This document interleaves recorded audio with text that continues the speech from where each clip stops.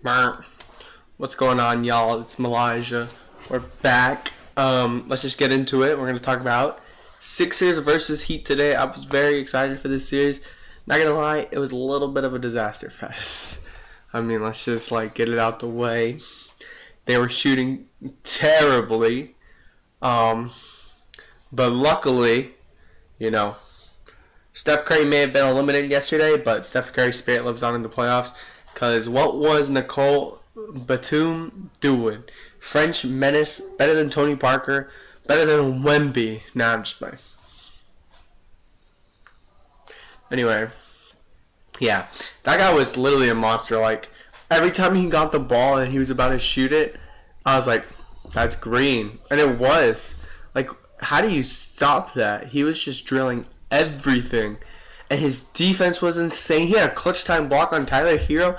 And, it looked like it was going in. Tyler Hero, he shot, I think he shot, 6 out of 22. At least that was the last time I remember him checking the thing. Because I'm not a box score watcher. But, yeah, he was shooting very badly. But in the fourth quarter, he was getting some clutch time shots. So, shout out Batum. You really showed your worth in that game. And I genuinely, I don't think he's going to be doing this on a nightly basis, but that's going to be very great for the playoffs, having a guy like that in their corner. Now let's move on to Jimmy Butler and Joel Embiid. Now, I'm well aware that Jimmy Butler did get hurt. I did see it. It was pretty bad. It's kind of his fault, though. He went to go bait for a foul call, and that's why he waited on his dunk, and he came down really bad. And they gotta taste their own medicine for sure. The Heat, they're a little, I don't want to call them dirty. I don't think they're intentionally trying to ruin people's careers, but the way they play, they are definitely setting some people up. They are definitely abusing Joel Embiid for being injured. And speaking on Joel Embiid, I like Joel Embiid. I think I like him because people hate him, and I'm like, man, why are you hating on him? Just appreciate him. But he was really trying to bait for a lot of foul calls, and he wasn't getting that whistle to go. So I was like, dude, just play the game. You're fucking Joel Embiid. You don't need the whistle, bro. I promise. You're a great hooper. Just go get a bucket. And I love Nick Nurse for the Sixers. Genuinely, okay, there was a possession, and Joel Embiid was showing no effort on defense. Alright? Kevin Love is open. That's the guy he's supposed to guard. He could have closed out and just, because Kevin Love, he got a lot of time to shoot the three-pointer. And, I mean, you give a guy like Kevin Love that much time to shoot a three, they're going to shoot it. And they were making a lot of open threes, and it was down the stretch. And he made it. And then, somebody asked Nick Nurse, and he's like, what do you think we need to do? Nick Nurse, unlike Doc Rivers, he didn't dodge no blame on his star players. He said, Joel Embiid, he needs to put a lot of offensive pressure and defensive pressure, and he pointed out the play to the media. So and he said it nicely. If he says it nicely into the camera, he was definitely giving him a lot of crap when it actually happened.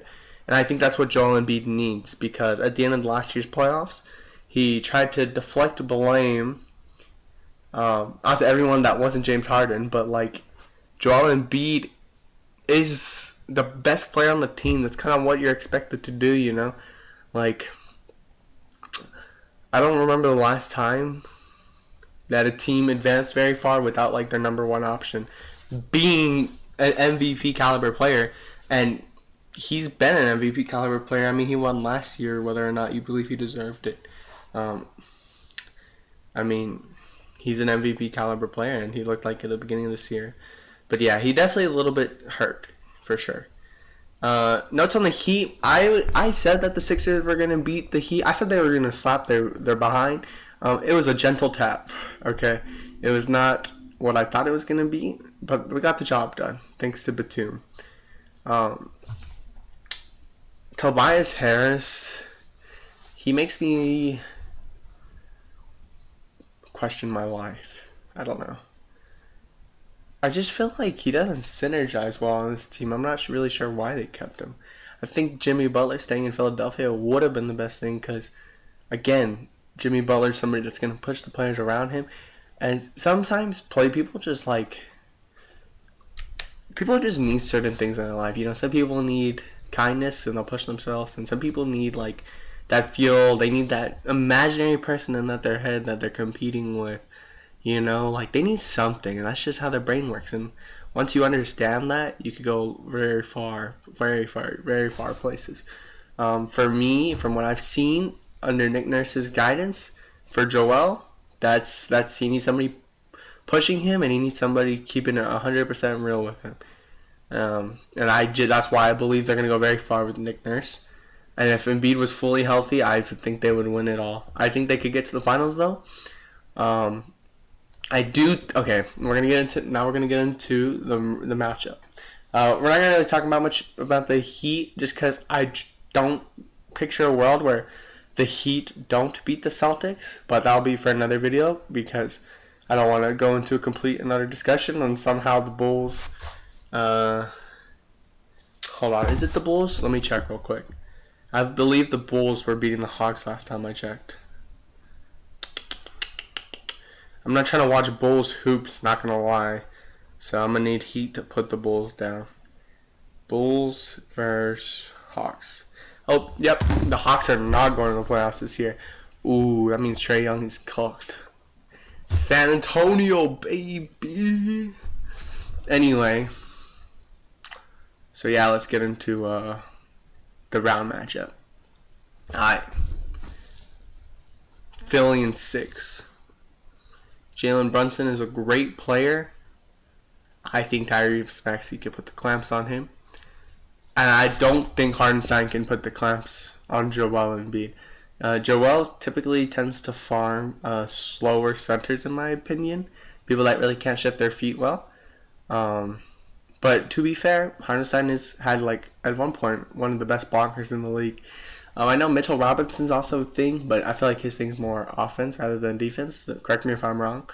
So, I mean, unless you want Mitchell Robinson to go, bucket for bucket with Joel Embiid, I mean, I don't really picture that as a great matchup. And we got to factor in the fact that Tom Thibodeau has been running his players into the dirt. Now, Joel Embiid, he already is in the dirt, but the rest of the roster, I would say that their legs are pretty fresh. And there's a very serious possibility that the Knicks go down with a lot of injuries because, again, Tom Thibodeau runs his players into the dirt. And his series is supposedly twice as grueling as a regular season game. So, I mean, I can only imagine what's about to happen to these guys. Kelly Oubre Jr., he's been a very bright light for this team. I think Joel said it. I don't think it was very emotionally intelligent for Joel to say it. I think he publicly said that Kelly Oubre Jr. has been their third best player. And while it's true, you got to protect, players' egos. It's kind of cringe, but, you're the team leader, Also, another thing, I feel like he didn't gas Batum up enough for the great game he had. He said, that guy. I don't know the relationship. That could be the relationship. But he said, that guy. But, I feel like he should have said his full name. Everybody think Nicholas Batum. He was the reason we won tonight. But he said, that guy. And he pointed at him. But he joked with them, so maybe they're cool. But I think deep down, it would have been cool to give Nicholas Batum his flowers and for him to show leadership qualities there. But it's all good. But yeah, Philly in 6. If you have any, would you like to interject your opinion? You can in the comments. Let me know what you think. And yeah, that's just my little rant on tonight's playing games. I will not be doing a Hawks vs. Bulls video because who the hell is watching Hawks vs. Bulls hoops? Alright, peace.